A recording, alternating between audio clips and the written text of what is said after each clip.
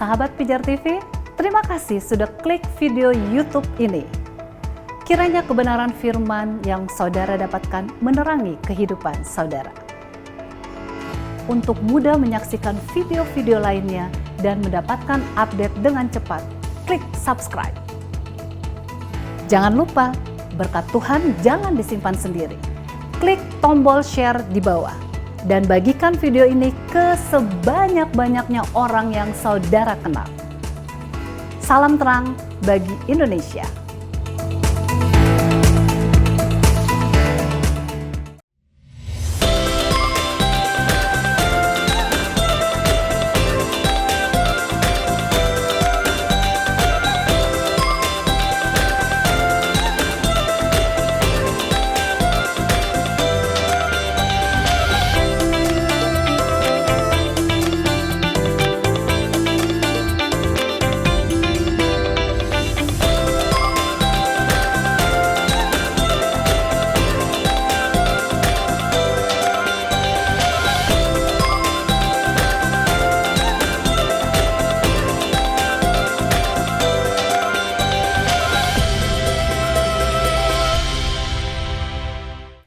Shalom, salam sejahtera pemirsa Pijar TV dimanapun Anda berada. Kembali kita berjumpa dalam program Ku Tahu Yang Ku Percaya. Mungkin Anda adalah pemirsa yang baru pertama kali bergabung dalam program ini. Kami menyampaikan bahwa program ini adalah program pembelajaran mengenai dasar-dasar kekristenan. Dan saat ini kita sampai kepada pembahasan mengenai kristologi. Dan beberapa episode terakhir ini kita sedang berbicara mengenai proses penderitaan Yesus mulai dari pra-penyalipan, penyalipan, dan kemudian kematiannya. Dan saat ini kita akan berbicara mengenai kebangkitannya, di mana banyak diketahui bahwa Yesus bangkit pada hari yang ketiga. Nah, bagaimana kita menghitung hari yang ketiga dari kebangkitan Yesus? Tentunya itu adalah salah satu yang akan dijelaskan oleh hambanya Pendeta Ezra Soru. Biarlah Anda bergairah untuk menantikan apa yang hambanya akan ajarkan hari ini. Nah, pemirsa, kami juga menginformasikan kepada Anda bahwa program ini direkam dari Nusa Tenggara Timur, Kota Kupang, dan mengikuti protokol kesehatan dengan ketat, di mana semua kru yang bertugas sudah menjalankan tes PCR dan swab antigen. Dan kami berterima kasih bahwa apa yang Anda berikan, donasi yang disampaikan sungguh berarti bagi penayangan program ini. Dan kami terus mengajak Anda untuk menjadi partner donasi kami dengan mengirimkan donasinya di nomor rekening yang tertera di layar kaca. Dan juga jangan lupa kalau ada pertanyaan, saran, pendapat, atau kritik sekalipun yang berkaitan dengan program acara ini, sampaikan di nomor WhatsApp yang juga tertera di layar kaca. Mari siapkan hati dan tentunya kita sudah tidak sabar lagi untuk diberkati oleh pengajaran hambanya, Pendeta Ezra Soru.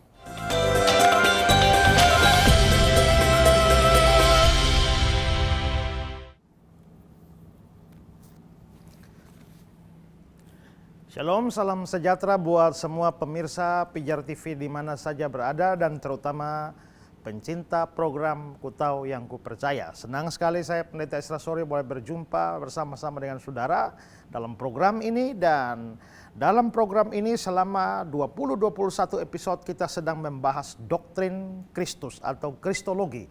Kita akan banyak membahas tentang Yesus Kristus Tuhan kita, dan karena itu ini adalah sesuatu yang penting. Saya mendorong kita untuk mengikuti setiap episode demi episode sehingga kita mempunyai pemahaman yang mendalam tentang kristologi ini. Dan khusus untuk seri pelajaran kristologi ini diproduksi dari Kota Kupang, NTT, dan karena masih berada dalam masa pandemi, maka semua peserta dan kru yang ada juga telah taat pada protokol kesehatan seperti yang dianjurkan pemerintah, dan juga telah di-swab dan di-PCR demi keamanan. Dan pada kesempatan ini juga saya mau berterima kasih untuk semua saudara yang telah berbeban untuk program ini dan juga Pijar TV dengan memberikan donasinya sehingga dapat dipergunakan untuk produksi-produksi konten rohani. Dan semua acara-acara semacam ini dalam produksinya membutuhkan pembiayaan yang tidak sedikit. Apabila saudara digerakkan Tuhan untuk mengambil bagian di dalam pelayanan ini, saudara boleh berdonasi. Lihat ada nomor rekening di layar kaca Anda. Silakan Anda kontak ke sana atau mengirimkan donasi Anda ke sana. Dan kalau pemirsa di rumah mempunyai pertanyaan-pertanyaan seputar iman Kristen atau kesulitan di dalam memahami ayat-ayat Alkitab atau apa saja, silakan ajukan pertanyaan saudara ke nomor yang ada di layar kaca Anda. Kami akan menjawabnya. Juga yang membutuhkan bantuan atau dukungan doa, atau saudara punya problem yang perlu solusi, ingin berkonseling, nah tim Pijar TV juga siap melayani Anda.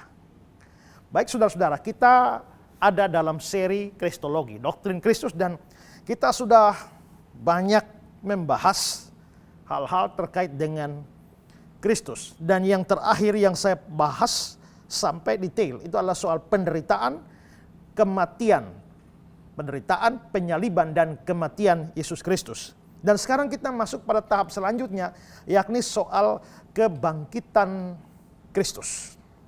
Nah, kebangkitan Kristus ini adalah sesuatu yang luar biasa, sesuatu yang penting, ya, dan karenanya kita perlu membahas ini secara khusus. Memang ada banyak kontroversi seputar kebangkitan Kristus, dan ini ditentang oleh banyak orang, ya, sepanjang sejarah. Tetapi kita orang Kristen percaya Yesus bangkit dari antara orang mati. Itu bukan sebuah kepercayaan kosong yang tanpa dasar. Karena itu pada saat ini saya ingin memberikan bukti dari kebangkitan Yesus. Bukti pertama yang sangat kuat dan dari dalam Alkitab sendiri itu adalah kubur yang kosong.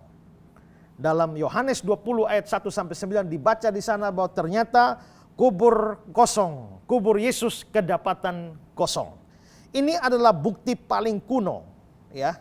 Dan bahkan kita punya lagu, ya. Sebab dia hidup, ada hari esok, sebab dia hidup. Ekornya, kubur kosong membuktikan dia hidup. Kubur kosong membuktikan dia hidup. Sebenarnya secara logis, kubur kosong tidak membuktikan Yesus hidup. Karena kubur yang kosong itu masih memungkinkan banyak hal terjadi. Tidak hanya kebangkitan satu-satunya opsi untuk menjelaskan fakta kubur kosong. Kenapa? Karena seandainya mayat Yesus dicuri pun, kuburnya kan kosong. Jadi kubur kosong tidak membuktikan kebangkitan Yesus secara logis.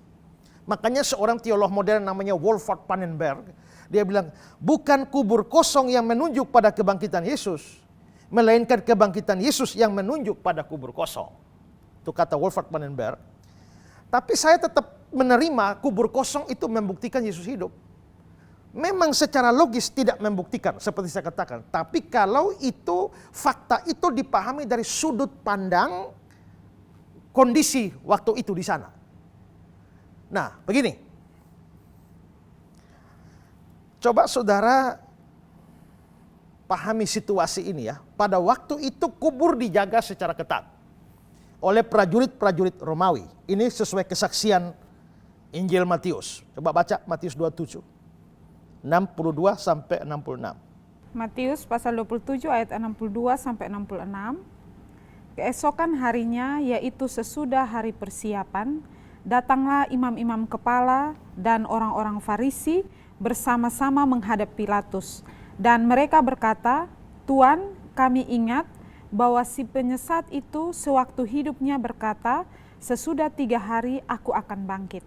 Karena itu, perintahkanlah untuk menjaga kubur itu sampai hari yang ketiga. Jikalau tidak, murid-muridnya mungkin datang untuk mencuri dia.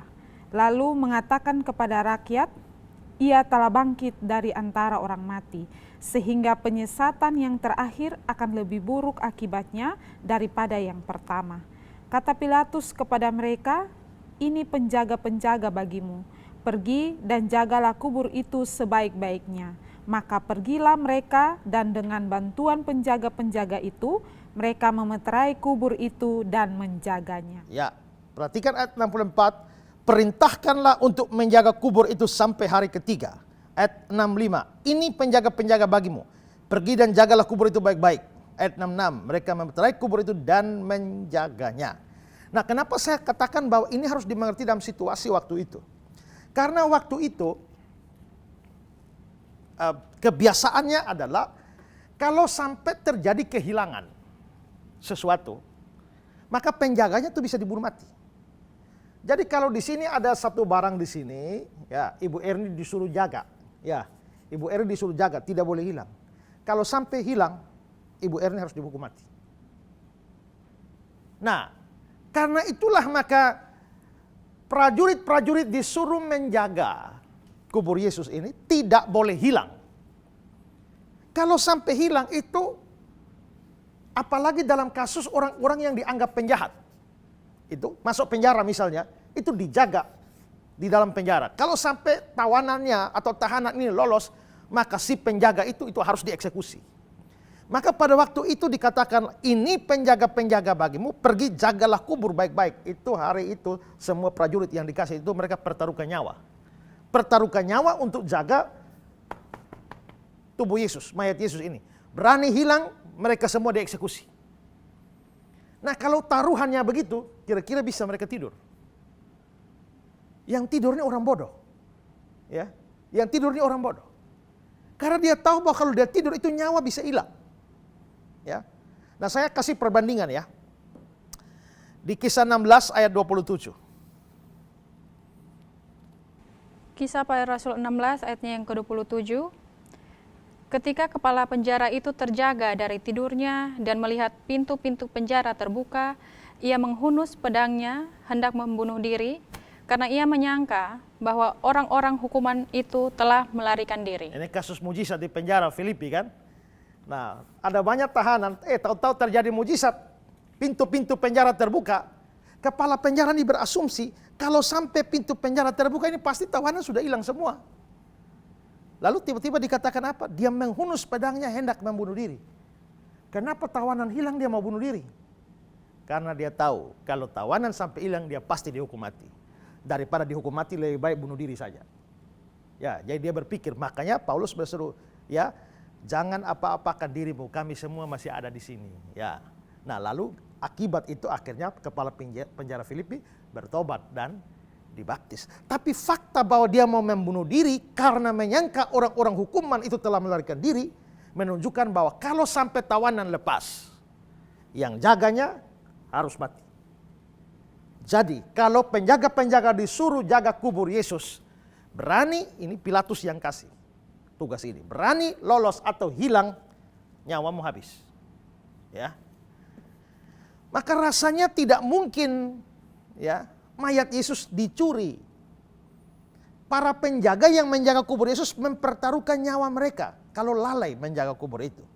Dan kalau kita lihat ketika Yesus sudah bangkit, para imam lalu menyogok para penjaga itu untuk mengatakan dusta bahwa mayatnya dicuri. Lihat Matius 28, 12-13. Matius 28 ayat 12 dan 13. Dan sesudah berunding dengan tua-tua, mereka mengambil keputusan lalu memberikan sejumlah besar uang kepada serdadu itu dan berkata, kamu harus mengatakan bahwa murid-muridnya datang malam-malam dan mencurinya ketika kamu sedang tidur. Nah, ini kisah dusta, rancang hoax. Ya. Murid-muridnya datang malam-malam dan mencuri ketika kamu sedang tidur. Saudara, ini tidak masuk akal. Ya. Kenapa? Pertama, ini mereka pertaruhkan nyawa, bagaimana bisa tidur? Tapi ya andai kata mereka tidurlah. Tapi ini batu kubur itu bukan main-main. Beratnya bisa ton. Dan bayangkan bahwa ini adalah kubur Yesus dan satu batu besar di situ. Lalu itu penjaga begitu banyak lagi tidur di depan. Rasanya aneh kalau mereka ada batu kubur yang begitu besar didorong dan mereka tidak sadar. Kecuali habis minum mabok. Ya kan? Tapi tidak memungkinkan. Atau kalaupun mereka tidur, katakanlah dikatakan bahwa murid-muridnya datang malam-malam mencuri. Kalau kamu tidur tidak sadar, dari mana kau tahu murid-murid yang curi? Ya kami sudah selidiki. Kalau memang kamu sudah selidiki, kenapa tidak pernah ada upaya tangkap murid-murid? Padahal murid-murid tampil dengan bebas. Karena mereka tahu mereka tidak punya bukti. Ya. Jadi sebenarnya memang secara logis kubur kosong itu tidak harus membuktikan Yesus bangkit. Tapi dengan kondisi waktu itu, kebiasaan waktu itu, ya, situasi waktu itu, maka akhirnya kita bisa melihat bahwa kalau sampai kubur kosong tidak ada kemungkinan lain. Tidak masuk akal memberikan kemungkinan murid-murid mencuri mayatnya Yesus. Maka sisa satu kemungkinan, yaitu dia bangkit. Maka benar, kubur kosong membuktikan dia hidup. Ya. Nah, jadi apa bukti bahwa Yesus itu bangkit? Bukti pertama adalah kubur kosong. Bukti yang kedua adalah Yesus berulang kali menampakkan diri. Ini bukti yang jauh lebih kuat. Kalau kamu masih meragukan bahwa kubur kosong itu dia hidup, tapi penampakan diri berulang kali selama 40 hari, itu mau dijelaskan bagaimana? Dan ada banyak saksi untuk ini.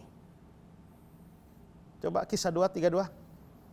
Kisah Rasul 2 ayat 32, Yesus inilah yang dibangkitkan Allah dan tentang hal itu kami semua adalah saksi. Yesus dibangkitkan Allah dan kami semua saksi.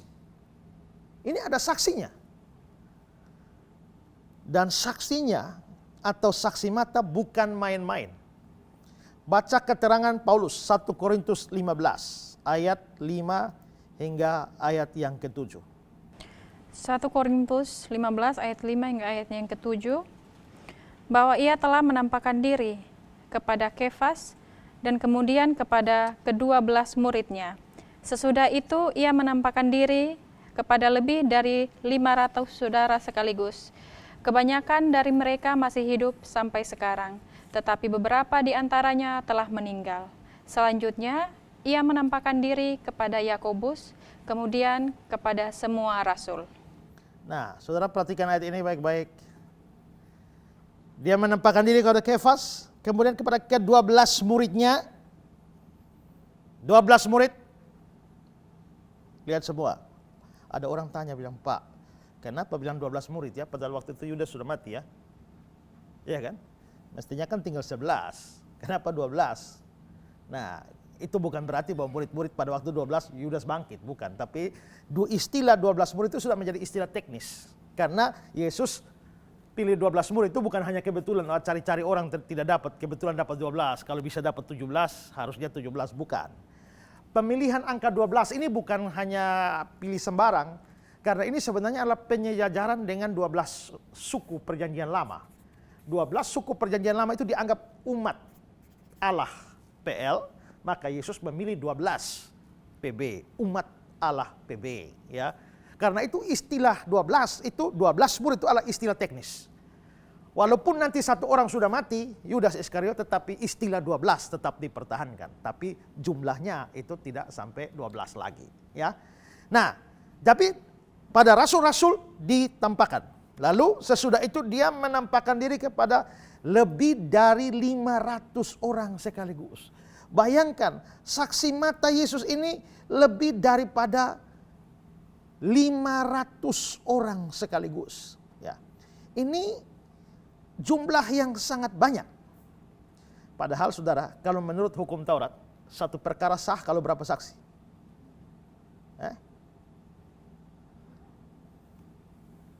Berapa? Ya. Dalam Ulangan 17 ayat 6 bilang begini. Ada keterangan 2 atau 3 orang saksi, haruslah mati dibunuh orang yang dihukum mati. Orang mau dihukum mati harus ada saksi. Keterangan 2 atau 3 orang. Harus 2-3 orang baru sah.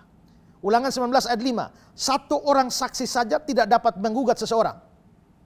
Atas keterangan 2 atau 3 orang saksi, perkara itu tidak disangsikan. Sesuatu tidak disangsikan kalau ada 2-3 saksi. Lalu 1 Timotius 5:19, jangan engkau menerima tuduhan atas seorang penatua kecuali didukung 2 atau 3 orang saksi. Jadi saudara, jangankan tidak ada saksi, satu saksi saja tidak boleh. Tiba-tiba muncul berita, Preti memberikan berita, Pak Esra selingkuh, Pak Esra berzinah. Ada saksi? Ada, Rina. Satu saksi, jangan percaya. Biarpun ternyata benar, satu saksi ini benar, tetap kalian tidak bisa menjadikan dasar itu. Tapi kalau ini, Rina saksi, Ibu Erni saksi, Ibu Lin saksi. Nah, kalau sudah ada 3 saksi, boleh dipertimbangkan untuk diperiksa. Satu saksi saja tidak boleh, apalagi tidak ada saksi. Ya, makanya dibilang bahwa ya, janganlah engkau menerima tuduhan atas penatua. Penatua itu hamba Tuhan. Karena apa? Karena seorang hamba Tuhan itu sangat rawan untuk dituduh. Macam-macam. Tapi Paulus bilang, jangan terima tuduhan itu kecuali didukung 2-3 saksi.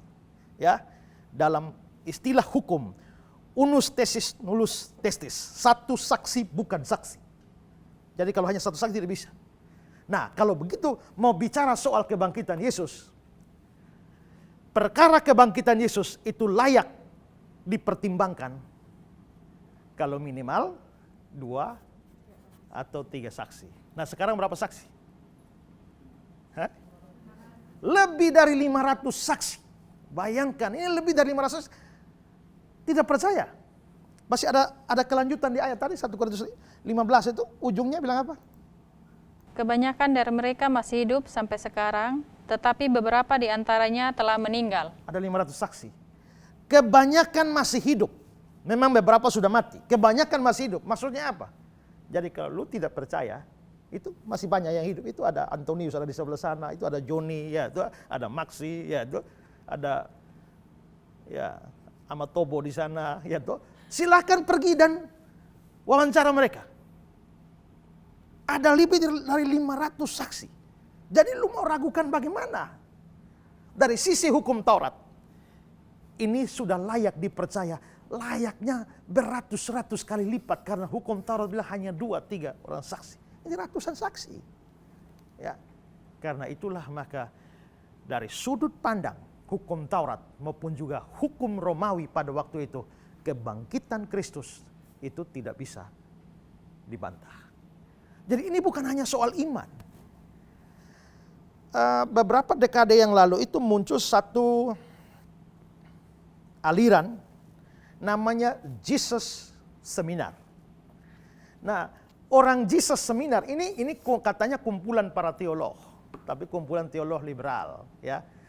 Mereka menyebut dirinya Jesus Seminar. Mereka membedakan antara Jesus History dan Christ Faith.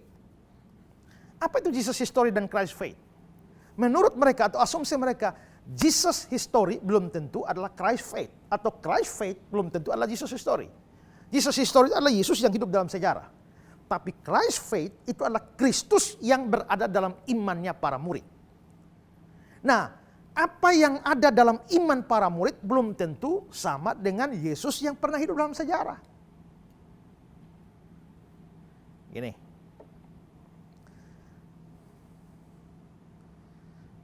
Tahu artis Madonna? Ya. Pernah lihat fotonya? Cantik ya? Tahu Marilyn Monroe? Tahu ya, cantik ya? Tapi saya punya nyai di rumah. Ya. Lalu saya nyanyi dia. Biarpun Madonna cantik, Marilyn Monroe juga cantik, tetapi bagiku lebih cantik nyai.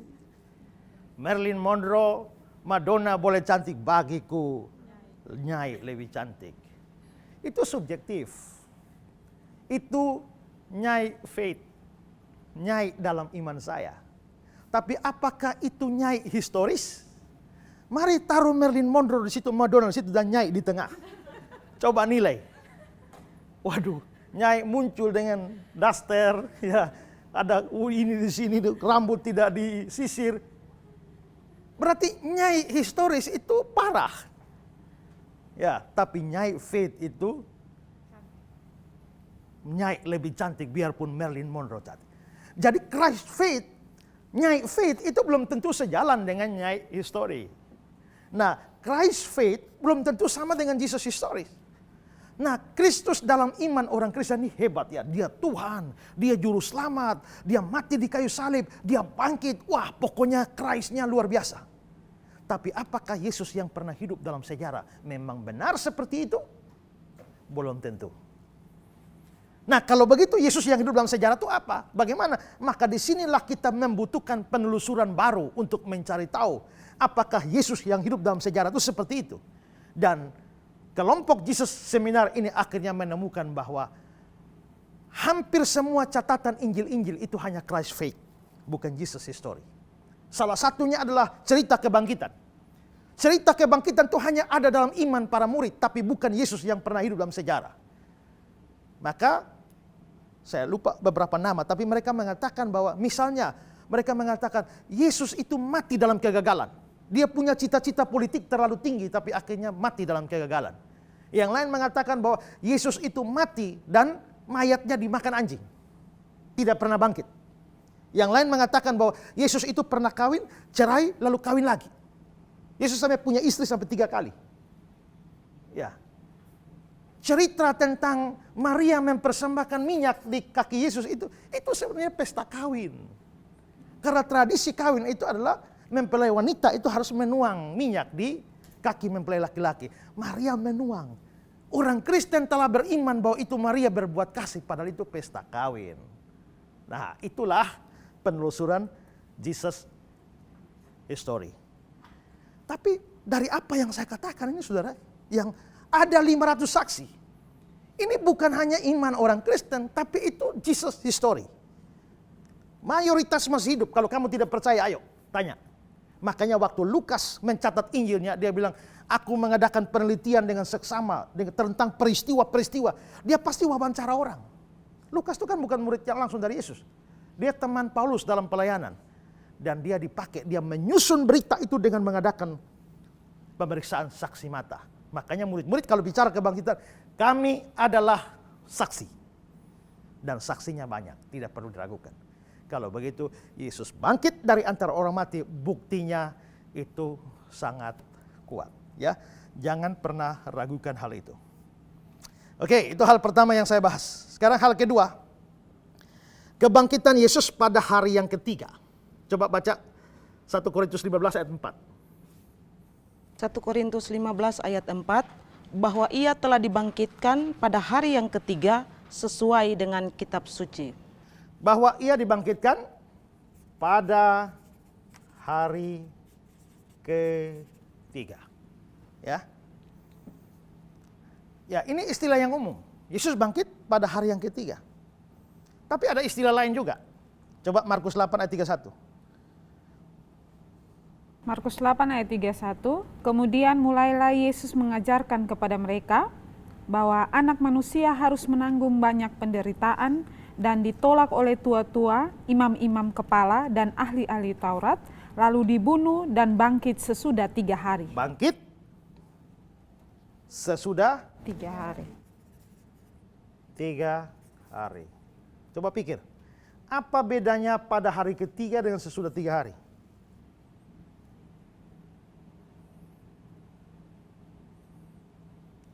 Kak Mariam pergi ke Jakarta. Kak Mariam dari Kupang pergi ke Jakarta hari Senin. Pada hari ketiga pulang Kupang. Hari apa tiba di Kupang? Ya? Hari Rabu. Pada hari ketiga berarti hari Rabu. Kak Mariam berangkat ke Jakarta dari Kupang dan sesudah 3 hari balik Kupang. Hari apa sampai Kupang? Sesudah 3 hari. Hari Senin berangkat. Sesudah 3 hari? Mikir. Kamis. Kalau pada hari yang ketiga ya Rabu, kan Senin, Selasa, Rabu. Tapi sesudah 3 hari, kan hari pertama Senin, hari kedua Selasa, hari ketiga Rabu. Sesudah 3 hari, ya berarti hari keempat, Kamis. Jadi pada hari ketiga dengan sesudah 3 hari itu tidak sama. Mengerti? Ya, yang saya kasih contoh tadi mengerti? berbahagialah kau. Ya. Nah, jadi kalau pikiran kita ini kan pada hari, jadi Yesus tuh bangkit pada hari ketiga atau sesudah 3 hari. Yesus mati hari Jumat. Ya. Pada hari ketiga bangkit. Hari apa? Jumat, Sabtu, Minggu. Pada hari ketiga dia bangkit Minggu. Yesus mati hari Jumat. Sesudah 3 hari bangkit. Hari Senin. Kan begitu ya? Oh, ini bagaimana ini? Ya, bagaimana ini? Nah gini, itu karena kita pikir pakai otak kita yang sekarang di Indonesia tahun 2021. Ya. Kita harus berpikir ala orang Yahudi pada waktu itu. Tapi kita punya masalah belum selesai. Baca lagi Matius 12 ayat 40. Matius pasalnya yang ke-12 ayatnya yang ke-40.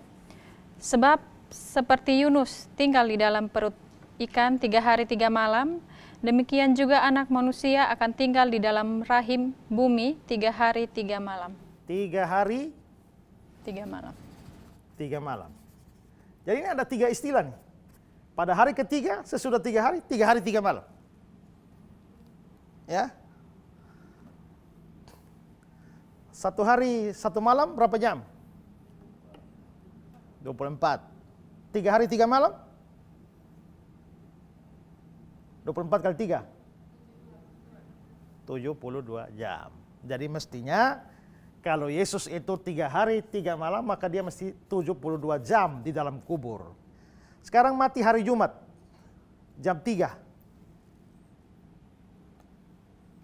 Sepanjang hari Sabtu ada di kuburan. Minggu pagi-pagi sudah bangun. Berapa jam? Sebelum itu saya kasih tahu dulu ya, supaya jangan bingung. Kalau kita ngomong start hari itu pukul 00 ganti tanggal, ya. Kalau orang Yahudi ganti tanggalnya, ganti hari bukan pada pukul 00, jam 6 sore itu ganti hari. Jadi hari dimulai jam 6 sore, selesai jam 6 sore berikutnya, besoknya, ya. Jadi kalau Yesus mati jam 3 sore, jam 3 sampai jam 6 sore berapa jam? 3 jam. Sepanjang hari Sabtu ada di kuburan 24 jam. Ya kan? 24 jam. Hari Minggu pagi-pagi, kita tidak tahu jam berapa, tapi anggaplah dia bangun jam 6 pagi. Maka itu baru setengah, karena jam 6 sore sampai jam 6 pagi. Maka ini 12. Maka 24 tambah 12 36 tambah 3 39 jam. Padahal ini 72 jam. Lalu bagaimana dibilang 3 hari 3 malam? Ya. Jadi sebenarnya bukan 3 hari 3 malam sebenarnya di Yesus dalam kubur. Hanya 1 hari 2 malam. 1 hari 2 malam. Ini menjadi alasan agama lain itu menyerang kita. Ya. Agama lain yang menyerang kita meragukan kisah kematian dan kebangkitan Yesus dan mengatakan bahwa ini berarti nubuat Yesus meleset, dan kalau meleset dia bukan Tuhan. Ya, dia bukan Tuhan. Sekarang gimana menyelesaikannya? Lagi-lagi ini soal kebiasaan budaya. Itu yang harus kita mengerti. Karena budaya tidak sama. Tadi saya baru singgung saja ya. Menurut kita, hari baru mulai pukul 00. Tapi mereka punya kebiasaan sendiri, cara hitung sendiri. Hari baru pukul 6 sore. Kenapa kok kita kan mulai pagi dulu baru malam ya? Kalau mereka itu start dulu dari malam atau sore baru pagi atau siang. Mengapa mereka mulainya begitu? Ya karena kalau baca dalam kitab Kejadian, Tuhan menciptakan itu ya. Hari pertama Tuhan cipta ini, jadilah pagi, jadilah petang, atau jadilah petang, jadilah pagi? Jadilah petang, jadilah pagi. Jadi petang duluan, baru pagi. Jadi hari itu dimulai waktu petang, bukan pagi. Itu cara hitungnya di situ. Ya, kan beda-beda. Kita di sini kalau bawa mobil enak, setir di kanan. Sudah sampai di Kanada, setir pindah di kiri. Ya. Saya pikir-pikir, kalau saya tahu-tahu sampai di Kanada, ini pasti orang mati semua di jalan, ya kan? Tabrak semua, bingung semua. Itu kan kebiasaan berbeda. Karena itu, kita harus sesuaikan pikiran kita atau cara kita berbicara atau berpikir itu harus sesuai orang sana, bukan sesuai pikiran kita sekarang. Ya. Nah, kalau begitu sekarang mari kita melihat bagaimana sih pola pikir mereka. Nah, salah satu ciri mereka itu adalah begini. Mereka itu terbiasa menyebut sebagian dari hari itu sebagai satu hari penuh. Biarpun hanya sebagian, dianggap penuh. Jadi, satu hari 24 jam. Ya kan? Satu hari full 24 jam, itu namanya satu hari penuh. Tapi kalau misalnya terjadi suatu peristiwa, hanya 8 jam, mereka tetap hitung satu hari full. Itu gaya mereka begitu. Tidak peduli sisa berapa jam, tetap dianggap satu hari. Nah, sekarang kita mari lihat Ester pasal 4. Ester 4 ayat 16 sampai pasal 5 ayat 1. Baca aja pelan-pelan, nanti saya jelaskan. Ester pasal 4 ayat 16 sampai pasal 5 ayat 1. Pergilah, kumpulkanlah semua orang Yahudi yang terdapat di Susan dan berpuasalah untuk aku. Janganlah makan dan janganlah minum 3 hari lamanya, baik waktu malam, baik waktu siang. Sabar situ, ya. Jadi ini kan orang Yahudi ini kan mau dibasmi oleh Haman. Lalu Ester beranikan diri untuk ngomong ke raja. Waktu itu kalau raja tidak panggil jangan menghadap. Kapan raja panggil baru menghadap, itu kebiasaan. Kalau sultan belum panggil, kau menghadap mati. Ya, kapan sultan panggil baru maju, ya kan? Nah, kalau saya pendeta di gereja ya tidak perlu panggil juga, saudara datang ketok juga masuk. Ada yang tidak pakai ketok lagi, langsung masuk. Ya. Tapi dulu itu raja kalau tidak dipanggil jangan coba-coba menghadap. Nah di sini Ester mau mengambil inisiatif untuk menghadap tanpa dipanggil, ini dia bisa mati. Makanya bahaya kalau menghadap, karena itulah dia butuh dukungan. Makanya dia bilang, kumpulkan semua orang Yahudi, berpuasa untuk aku. Jangan makan, jangan minum. Karena ini masalah nyawa. Puasanya berapa lama? 3 hari tidak boleh makan, siang malam. Ya kan? Jadi puasa 3 siang, 3 malam. Full. Berarti berapa jam? Ya, 72 jam. 72 jam. Setelah puasa 3 hari 3 malam, baru setelah itu Ester menghadap. Kalau begitu Ester menghadap hari keberapa? Ya, kalau orang puasa dulu 3 hari 3 malam, Ester menghadapnya hari keberapa? Hari keempat, baru dia maju. Setelah puasa 3 hari 3 malam. Tapi saudara lihat, dia maju hari apa? Lanjut. Aku serta dayang-dayangku pun akan berpuasa demikian, dan kemudian aku akan masuk menghadap raja. Sungguh pun berlawanan dengan undang-undang, kalau terpaksa aku mati, biarlah aku mati. Maka pergilah Mordekai dan diperbuatnya tepat seperti yang dipesankan Ester kepadanya. Pada hari yang ketiga, Ester mengenakan pakaian ratu, lalu berdirilah ia di pelataran dalam istana raja, tepat di depan istana raja. Cukup. Hari apa Ester maju? Hari ketiga. Pada hari ketiga. Padahal dia sendiri ngomong, puasa 3 hari 3 malam dulu. Puasa 3 hari 3 malam dulu, itu berarti dia baru bisa menghadap hari keempat. Tapi ternyata kok dia sudah menghadap pada hari ketiga. Kok bisa? Ya, kok bisa? Ini tidak masuk akal bagi kita.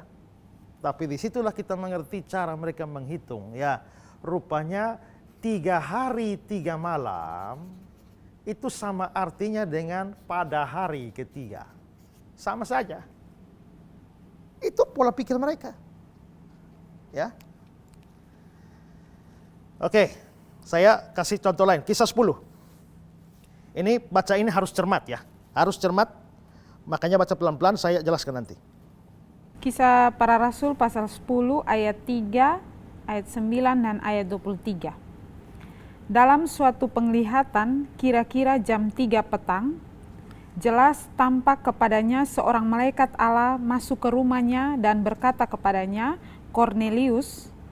Lalu Keesokan ayat 9. ayat yang ke-9, keesokan harinya ketika ketiga orang itu berada dalam perjalanan dan sudah dekat kota Yope, kira-kira pukul 12 tengah hari, naiklah Petrus ke atas rumah untuk berdoa. Ayat 23. Ayat 23, ia mempersilahkan mereka untuk bermalam di situ.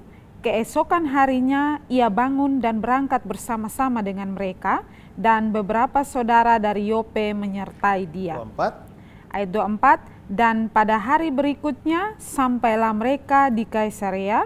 Kornelius sedang menantikan mereka dan ia telah memanggil sanak saudaranya dan sahabat-sahabatnya berkumpul. Ayat 3, kira-kira jam 3. Lalu ayat 9, keesokan harinya. Ayat 23, keesokan harinya. Ayat 24, pada hari berikutnya. Jadi semua berapa hari? Ingat, hari dimulai jam 6 sore. Kita mulai hitung. Dalam suatu penglihatan kira-kira jam 3 petang, berarti itu cuma sisa 3 jam. Berarti sepotong saja. Hari pertama, ini 3 jam. Karena batasnya di jam 6 sore. Lalu ayat 9, keesokan harinya, itu kayaknya full. Ya, keesokan harinya full 24 jam. Ya, full 24 jam. Lalu masuk ayat 23, keesokan harinya lagi, berarti full lagi, 24 jam lagi.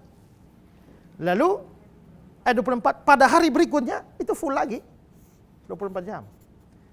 Ya, jadi berapa hari nih? 4. Hitung dulu, 24, 24, 24. Berarti 72. 72 jam. Ditambah dengan 3 jam ini, maka 75 jam. 75 jam. Nah, sekarang saudara, itu berarti 75 jam, 3 hari, lebih 3 jam. Sekarang mari lihat Kisah 10 ayat 30. Kisah Para Rasul 10 ayatnya yang ke-30, jawab Kornelius, 4 hari yang lalu, kira-kira pada waktu yang sama seperti sekarang, yaitu jam 3 petang, aku sedang berdoa di rumah. Tiba-tiba ada seorang berdiri di depanku, pakaiannya berkilau-kilauan. Ya, berapa hari yang lalu? 4 hari yang lalu. 4 hari yang lalu. Berarti Cornelius ngomong ke sini. 4 hari yang lalu, berarti dia hitung. 1 hari yang lalu, ini. 2 hari yang lalu, ini. 3 hari yang lalu, ini. 4 hari yang lalu, ini. Berarti ini hitungan hari. Berarti 1 hari yang lalu 24 jam. Itu disebut 1 hari yang lalu. 24 jam berikut itu 2 hari yang lalu. 24 jam berikut adalah 3 hari yang lalu. 3 jam berikut itu adalah 4 hari yang lalu. Berarti yang 3 jam ini juga dianggap 1 hari. Kalau yang ini dianggap 1 hari yang lalu, 1 hari yang lalu, 2 hari lalu, 3 hari lalu, oke, 24 jam. Tapi ternyata yang sisa 3 jam ini pun juga dianggap 1 hari full, makanya 4 hari yang lalu. Itu cara menghitung mereka tuh begitu, ya. Cara menghitung mereka tuh begitu. Saya pernah nginap di Surabaya, di hotel. Masuk kamar pukul 22, jam 10 malam. Lalu saya keluar, check out, itu pukul 14.00 besoknya. Berapa jam? Dari jam 10 malam sampai jam 2 siang besoknya. Saya nginap berapa jam? 16. Jadi saya nginap 16 jam. Giliran waktu mau bayar di kasir, saya bayar, dia hitung 2 hari. Bagaimana 2 hari? Ini 16 jam, 1 hari 24 jam. Ini belum sampai 24 jam, kau suruh saya bayar 2 hari.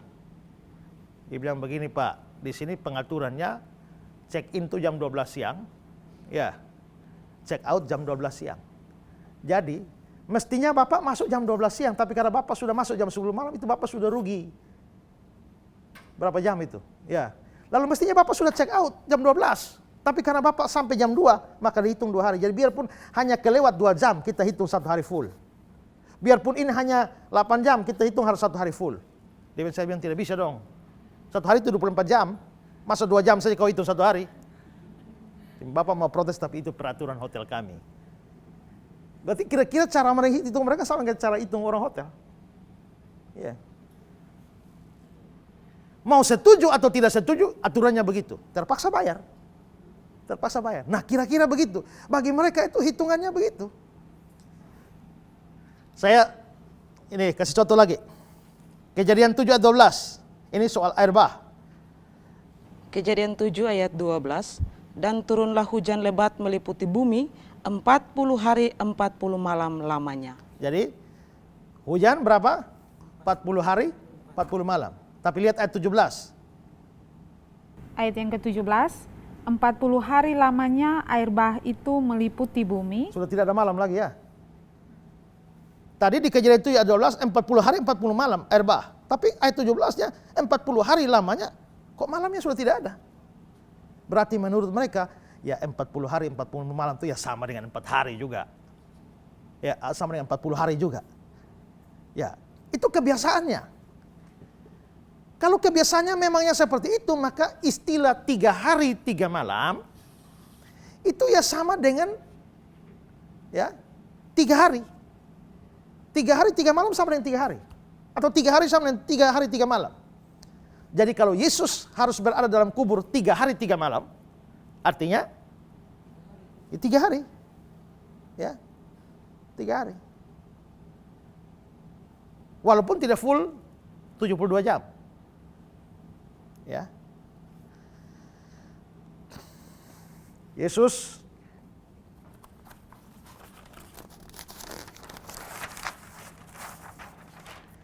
mati hari Jumat jam 3. Berarti sisa 3 jam ini sudah masuk hari Sabtu. Jadi ingat ya, Sabtunya mereka itu dimulai dari Jumat sore kita. Jadi kita masih Jumat sore, mereka sudah Sabtu. Ya. Sepanjang Sabtu dia di kuburan. Lalu hari Minggu belum full. Ini baru setengah saja. Karena kira-kira jam 6 pagi dia bangun. Ini kan hitungannya tidak sampai nih. Hanya 36 jam. Tapi ya sekarang 1 hari full, anggap 1 full. Ini 6 jam, anggap 1 full. Ini sisa 3 jam, anggap 1 full. Hari 1, hari kedua, hari ketiga. Selesai. 3 hari sama dengan 3 hari 3 malam. Oke, beres. Hitungnya begitu saja. Selesai, tidak ada perkara. Kau mau apa? Kira-kira begitu ya. Ya. Sesudah 3 hari itu sama dengan pada hari ketiga. Ya, coba lihat Matius 27. 27 ayat 63, 64. Matius 27 ayat 63 hingga ayatnya yang 64. Dan mereka berkata, Tuan, kami ingat bahwa si penyesat itu sewaktu hidupnya berkata, sesudah 3 hari aku akan bangkit. Ya, sesudah 3 hari aku akan bangkit. Ya, jadi kalau Yesus bilang sesudah 3 hari akan bangkit, ini kan mati hari Jumat. Menurut hitungan kita, sesudah 3 hari berarti Sabtu, Minggu, Senin. Jadi kalau begitu Yesus mati hari Jumat, jaga kubur harus sampai Senin. Hari keempat. Tapi perhatikan ayat 64. Ayat 64, karena itu perintahkanlah untuk menjaga kubur itu sampai hari yang ketiga. Sampai hari ketiga saja. Tidak sampai hari keempat. Kenapa? Karena mereka memahami sesudah 3 hari ya sama dengan 4 hari yang ketiga. Jadi Yesus mati, Yesus di dalam kuburan dan akan bangkit pada hari ketiga, benar. Sesudah 3 hari, benar. Di kuburan 3 hari 3 malam, benar juga. Kenapa bisa benar? Karena budaya. Bagi kita tidak masuk di akal, bagi mereka budaya. Ya. Kalau saudara pergi ke Medan, ya, bilang mau naik motor, tidak. Yang disebut motor di sana itu mobil. Terus mobil itu kereta. Kok ini jadi motor jadi mobil, mobil jadi kereta, ini bagaimana cara berpikirnya? Kau mau aneh itu pokoknya kebiasaan. Kalau kau paksa pikiranmu di sini, ya susah, kamu tidak bisa hidup. Tolong kirim mobil, yang datang kereta. Ya. Nah, itulah kebiasaan. Seaneh apapun itu kebiasaan. Itu yang saya bilang kan juga, contoh yang kayak tadi saya sudah bilang. Ketemu dengan teman pertama kali di sekolah teologi, saya tanya, kamu datang kapan? Kita datang kemarin. Oh, saya tanya, kamu datang kapan? Dia jawab, kita datang kemarin. Berarti dia bukan sendiri. Kamu datang dengan siapa-siapa? Kita datang sendiri. Kita datang sendiri, namanya kita itu kan jamak. Ya, harusnya dengan orang lain, tidak bisa kita datang sendiri. Kalau datang sendiri namanya saya datang sendiri. Kalau kita datang sendiri sudah banyak. Tapi ini orang ini tidak mengerti bahasa Indonesia kan? Ternyata lama-lama saya baru mengerti orang Manado, orang Sulawesi kalau bilang saya itu kita. Kita so lapar, maksudnya saya lapar. Kita mau pergi, saya mau pergi. Oh begitu. Nah kalau begitu mau memahami orang Manado, ikutlah gaya bahasanya orang Manado. Mau memahami cara orang Yahudi, ya ikutlah gaya mereka. Dan gaya mereka ya 3 hari itu sama dengan sesudah 3 hari, sama dengan pada hari ketiga, sama dengan 3 hari 3 malam. Beres. Ya. Nah karena itulah kita tidak perlu dibingungkan dengan hal semacam itu. Ya. Pendeta, saya ingin bertanya. Oke. Mengapa kebangkitan Yesus ditentukan 3 hari setelah kematian? Mengapa tidak hari ke-4, hari ke-5, hari ke-6, atau hari ke-7? Apakah ada alasan tertentu menetapkan angka 3? Mungkin dalam kaitan dengan sejarah bangsa Israel atau budaya Yahudi? Tidak ada. Ini 3 hari ya, atau hari ketiga ya. Bukan 1 atau 2. Bukan 4 atau ke atas. Kenapa 3 hari? Zaman dulu, ilmu medis belum berkembang dengan bagus. Ya. Dan ada banyak orang yang sudah dikubur, padahal belum mati. Ya. Orang hanya mati suri, tapi dikira sudah mati. Kasih masuk dikubur. Tiba-tiba beberapa hari kemudian ada yang ketok dari dalam. Halo, ada orang. Ya, itu banyak terjadi kasus seperti itu. Ya, jadi karena bisa ketok dari dalam karena apa? Kan kuburnya mereka juga tidak seperti kubur kita kan. Itu kan kayak goa saja tutup dengan batu, jadi bisa bangun dan ketok. Kalau kita sudah masuk di situ taruh tanah lagi, sudah mesel lagi dengan semen, baru dia sadar selama jalan. Ya, mati lalu bangun lagi, mati lagi ya. Nah, tapi pada waktu itu mereka ya tunggu, kalau jangan-jangan dia sudah mati sungguhan atau mati suri, tunggu dulu. Ya, lewat 1, 2 hari, 3, kalau dia sampai 3 hari, oh mati suri, berarti mati sungguh-sungguh. Jadi sebenarnya 3 hari itu untuk memastikan bahwa itu betul-betul mati. Tidak ada kemungkinan hanya pingsan atau mati suri. Makanya tidak boleh pada hari pertama, hari kedua nanti orang tuduh bilang, itu kan hanya sadar dari pingsan saja. Atau siuman.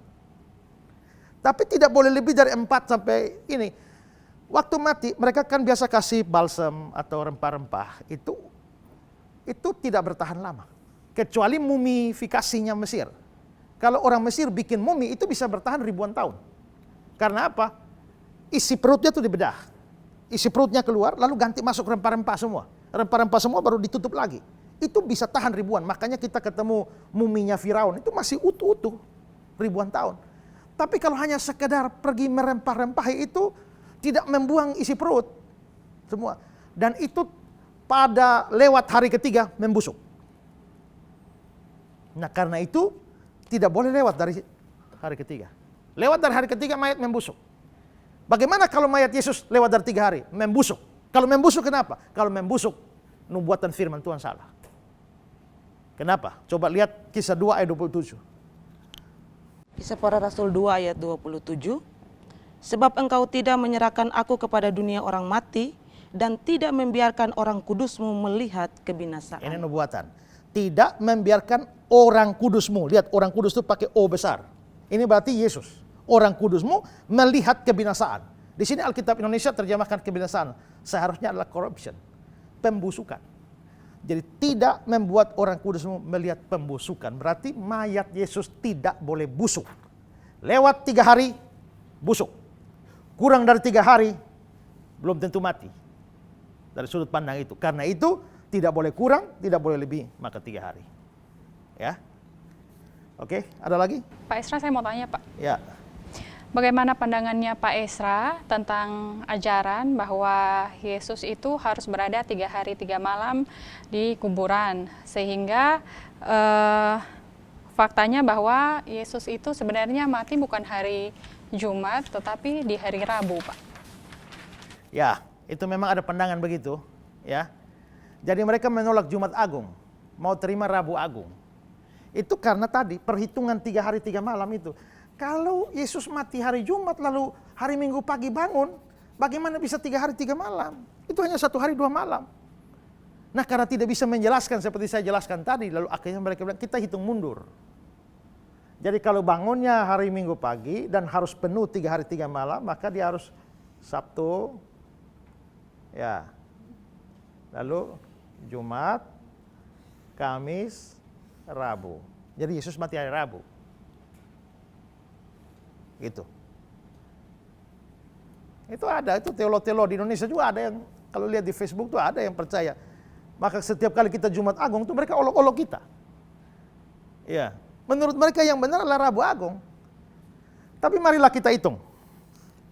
Hari pertama itu hari apa? Kalau disebut hari pertama itu hari apa? Bukan. Hari pertama itu hari Minggu. Hitungannya begitu, kita punya hitungan begitu.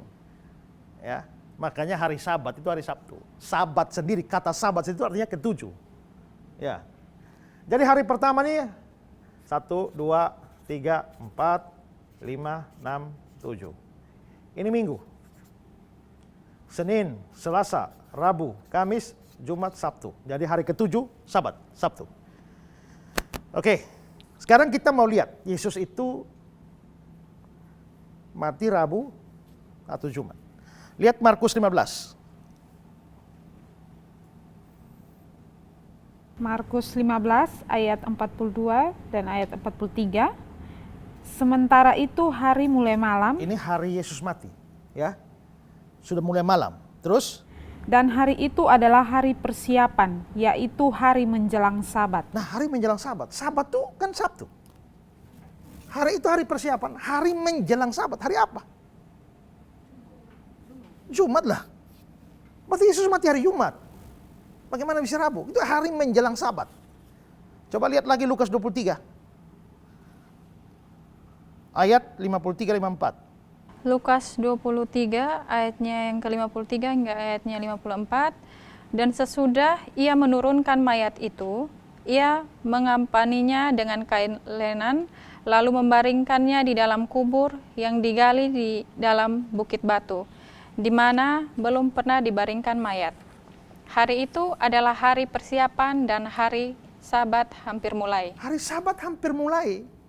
Berarti hari Sabtu hampir mulai.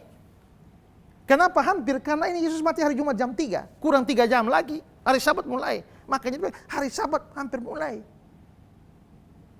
Kalau Yesus mati dari hari Rabu, ini masih jauh ini hari Sabat ini. Ya, jadi omong kosong kalau Yesus mati hari Rabu. Ya, tapi orang-orang yang pemegang Rabu Agung ini mereka bilang begini, memang ada Sabat. Sabat itu ada 2 macam. Sabat tahunan dan Sabat rutin. Kalau Sabat rutin memang karena hari Sabtu. Tapi ada Sabat tahunan namanya. Ya, argumentasi mereka begitu. Tapi ya saya tanya, kalau memang itu Sabat tahunan, kalau begitu hitungan mereka, Yesus mati hari Rabu, maka Sabatnya itu kan mesti Kamis. Tahu dari mana hari Sabat tahunan? Itu kan berubah-ubah hari. Berubah-ubah hari. Tahu dari mana bahwa waktu tahun Yesus mati, itu Sabat tahunan kenapa pada hari Kamis? Untuk mengetahui itu kau jawab dulu, Yesus mati tahun berapa? Ya kan? Untuk tahu Yesus mati tahun berapa harus jelas dia lahir tahun berapa. Kan dia kan muncul melayani kan umur 30 tahun. Pelayanan 3 tahun, berarti 33 tahun. 33 tahun. Nah, berarti dia mati umur 33 tahun. Ini waktu Yesus umur 33 tahun itu tahun berapa? Kan gitu. Jadi kau harus tahu dulu dia lahir tahun berapa. Baru bisa mengadakan itu. Oh, Yesus lahir tahun sekian, berarti dia mati tahun sekian, berarti lahir tahun sekian, mati tahun sekian. Berarti pada waktu Yesus mati itu tahun sekian. Lalu periksa kalender lagi. Apakah sabat tahunan itu waktu Yesus mati persis hari Kamis? Ayo buktikan. Kau mabau nanti. Ya. Hitung tahun Yesus lahirnya tidak mudah. Karena apa? Kalau hitung-hitungan begini, ya Yesus lahir tahun 1. Makanya tahun 30 dia masuk pelayanan, umur 33 tahun, 30 tahun dia mati, ya berarti Yesus mati tahun 33. Masalahnya, menurut Alkitab, waktu Yesus lahir, Herodes masih hidup, makanya Herodes membunuh dia. Tapi menurut catatan Roma, Herodes mati tahun 4 sebelum Masehi. Jadi Herodes sudah mati 4 tahun sebelum Yesus lahir. Ayo, sesuaikan itu. Jadi menentukan tahun Yesus lahir itu juga susah. Kalau tahun Yesus lahir sudah tidak jelas, tahun mati sudah tidak jelas, hitung lagi sabat tahunan. Ya itu nonsens. Tapi sekarang coba lihat. Kita kan tadi lihat ini mundur ya. Menjelang sabat itu pasti Jumat. Ya, oke. Sekarang Matius 28 ayat 1. Matius pasal 28 ayat 1. Setelah hari Sabat lewat, menjelang menyingsingnya fajar pada hari pertama minggu itu. Ya itu. Jadi setelah Sabat lewat, hari apa? Hari pertama minggu itu. Berarti hari Minggu. Kan hari pertama. Berarti setelah Sabat lewat, itu Minggu. Kalau Sabat lewat berarti setelah itu Minggu. Maka mestinya Sabat ini Sabat mingguan. Sabtu makanya lewat kena hari Minggu. Tapi kalau ikut teori mereka, berarti setelah Yesus mati hari Rabu, ya, lalu Sabatnya lewat, dia mestinya, Sabatnya Kamis mestinya dia jadi Jumat dong. Setelah Sabat lewat. Tidak. Markus 16, ayat 1, sesudah lewat hari Sabat, hari duanya, pagi-pagi benar pada hari pertama minggu itu. Jadi setelah Sabat Minggu. Maka ini Sabat mingguan, bukan Sabat tahunan. Kalau Yesus mati hari Rabu dan Sabatnya hari Kamis, sesudah Sabat itu hari Jumat. Jadi salah kalau Yesus mati hari Rabu. Yang benar adalah Yesus mati hari Jumat, bukan Rabu Agung, tapi Jumat Agung. Ya. Baik pemirsa di rumah, kalau saudara punya pertanyaan, silakan ajukan pertanyaan. Ada nomor di layar kaca Anda, silakan hubungi ke sana. Yang butuh dukungan doa juga atau mau konseling, kami juga melayaninya. Silakan hubungi dan tim Pijar TV akan melayani saudara. Oke. Sekarang poin berikut. Coba baca Matius 16 ayat 21. Matius pasal 16 ayat 21. Sejak waktu itu Yesus mulai menyatakan kepada murid-muridnya bahwa ia harus pergi ke Yerusalem dan menanggung banyak penderitaan dari pihak tua-tua, imam-imam kepala, dan ahli-ahli Taurat, lalu dibunuh dan dibangkitkan pada hari ketiga. Dibunuh dan dibangkitkan. Dibangkitkan. Ini bentuk pasif. Berarti Yesus dibangkitkan. Dan ada banyak ayat yang mengatakan begitu. 2 Korintus 5 ayat 15, 1 Petrus 3 ayat 18, itu semua menunjukkan dibangkitkan. Ya, 1 Korintus 15 ayat 3, 4 juga begitu. Nah, kalau memang itu bentuk dibangkitkan, Yesusnya dibangkitkan berarti harus ada yang membangkitkan. Ya. Kalau saya ditinju, berarti ada orang yang meninju. Ya. Kalau saya dicukur, berarti harus ada orang yang mencukur. Kalau Yesus dibangkitkan, berarti ada yang membangkitkan. Nah, siapa yang membangkitkan Yesus?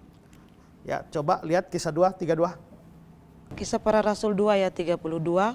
Yesus inilah yang dibangkitkan Allah. Ya, cukup. Yesus dibangkitkan Allah. Allah di situ adalah Allah Bapa. Jadi yang membangkitkan Yesus itu adalah Allah Bapa. Itu sama juga dengan Galatia 1 ayat 1. Ya. Allah Bapa telah membangkitkan Dia dari antara orang mati. Jadi, pertama yang membangkitkan Yesus itu adalah Allah Bapa. Bapa membangkitkan Yesus. Lalu selanjutnya coba lihat Roma 8 ayat 11.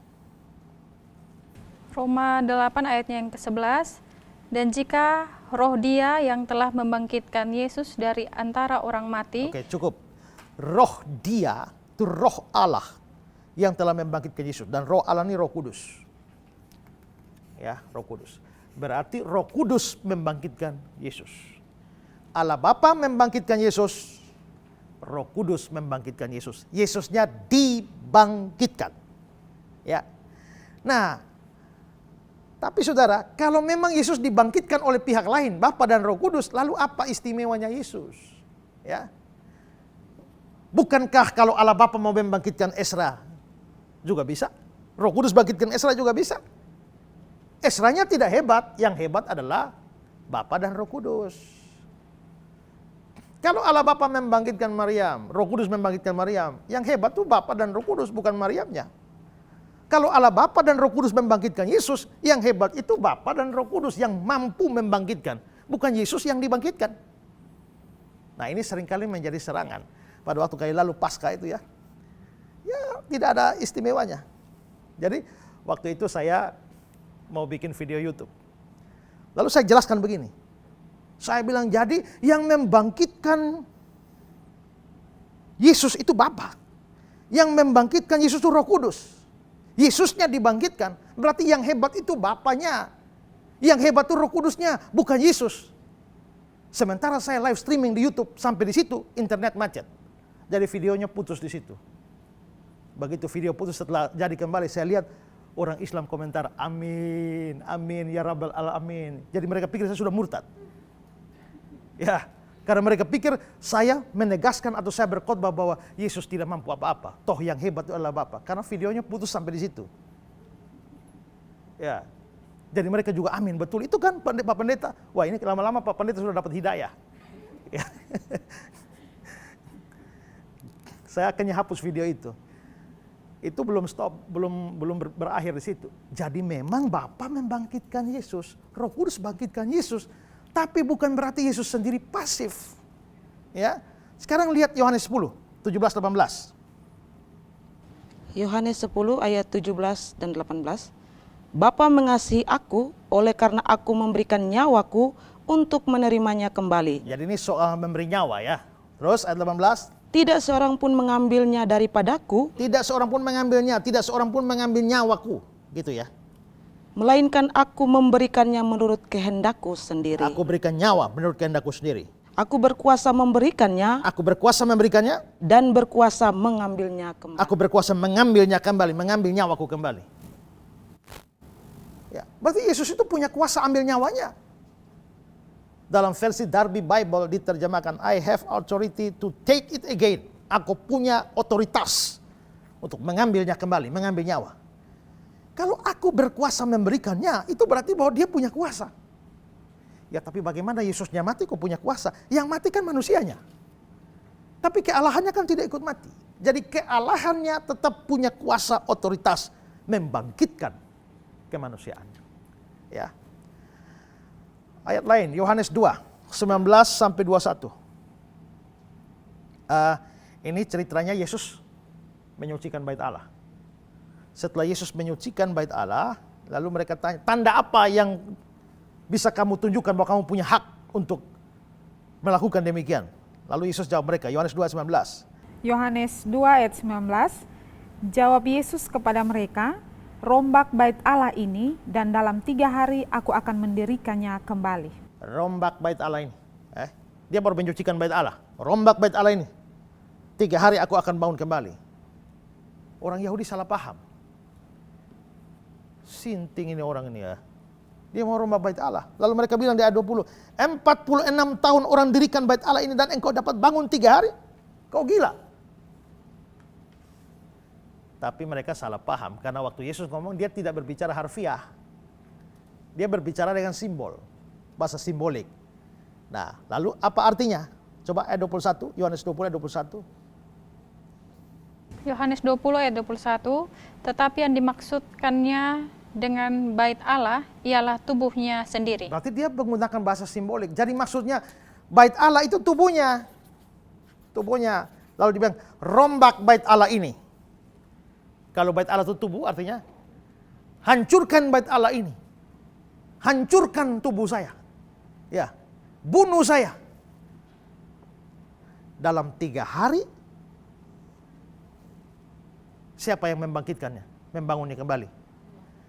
Aku akan mendirikannya kembali. Kalau rombak bait Allah sama dengan bunuh, maka membangkitkan kembali atau membangun kembali itu sama dengan bangkit. Tapi dia mengatakan bahwa yang membangkitkan adalah aku. Aku akan mendirikannya kembali. Itu menunjukkan bahwa Yesus ternyata punya kuasa untuk membangkitkan diri sendiri. Ya. Nah, maka siapa yang membangkitkan Yesus? Allah Bapa. Siapa lagi? Roh Kudus. Siapa lagi? Yesus sendiri. Nah, bukankah Allah Bapa, Yesus dan Roh Kudus adalah Tritunggal? Maka kita menyimpulkan bahwa sebenarnya kebangkitan Yesus itu adalah hasil pekerjaan bersama Allah Tritunggal, 3 pribadi Tritunggal. Ya. Nah, yang bisa membangkitkan orang mati itu hanya Allah. Nabi, Rasul bisa, tapi bukan dari kuasa sendiri. Elia, Elisa, Paulus, Petrus bisa. Pernah, tapi mereka diberikan kuasa. Tapi yang bisa membangkitkan dengan kuasa sendiri itu hanya bisa Allah. Sehingga kalau Yesus ternyata bisa membangkitkan dirinya sendiri, tidak bisa tidak menunjukkan bahwa dia adalah Allah sendiri. Ya. Pendeta, saya ingin bertanya lagi. Di dalam Alkitab dijelaskan bahwa setelah Yesus bangkit dari antara orang mati, dia menampakkan diri kepada begitu banyak orang. Tapi mengapa dia tidak menampakkan diri kepada Herodes, Kayafas, dan juga Pilatus atau pembesar yang lain? Siapa itu Herodes, Kayafas, Pilatus? Pembesar ya? Besar ya. Pembesar menurut siapa? Menurut orang banyak. Ya. Menurut orang banyak mereka penting, bagi Yesus mereka tidak penting. Jadi kenapa harus bangkit khusus untuk kau? Ya. Bagi orang lain, wah dia tuh pembesar yang harus dihormati dan karenanya setiap orang harus menghadap. Tapi bagi Yesus mereka bukan siapa-siapa. Ya, malah penjahat-penjahat. Jadi untuk apa Yesus punya misi khusus bangkit lalu pergi menampakkan diri kepada dia? Tidak perlu. Tapi ada pandangan menarik dari John Calvin. John Calvin bilang, mengapa Yesus tidak pergi menampakkan diri kepada lebih banyak orang lagi supaya semua orang Yahudi percaya? John Calvin bilang, dia tidak melakukan itu. Karena dia menghendaki bahwa berita kebangkitannya disampaikan kepada dunia melalui pemberitaan Injil. Dan bukan melalui dirinya sendiri. Ya. Kalau Yesus mau mempertobatkan dunia ini kan gampang. Paulus saja penjahat besar, begitu dia muncul satu kali di langit bertobat.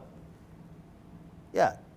Maka orang jahat macam apapun kalau Yesus tak usah muncul di langit, muncul dalam mimpi satu kali saja bertobat dia. Ya.